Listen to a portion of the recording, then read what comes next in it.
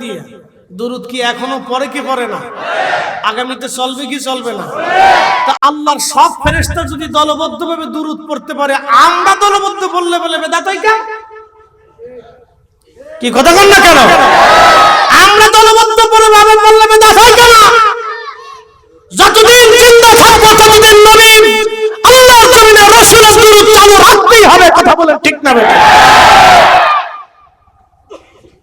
আজকে নতুন নতুন বক্তা বেরিয়েছে, খুতবা শেষ করে লা ইলাহা ইল্লাল্লাহ জিকির করে ওয়াজ শুরু করে, দুরুদ পড়ে না। দেখেন দুরুদ পড়ে না, কি পড়ে না? দুরুদ পড়ে না। এই বক্তার ওয়াজ শুনে কোনো লাভ নাই, এরা নতুন বেদাতি দল। এই কথা কর না কেন?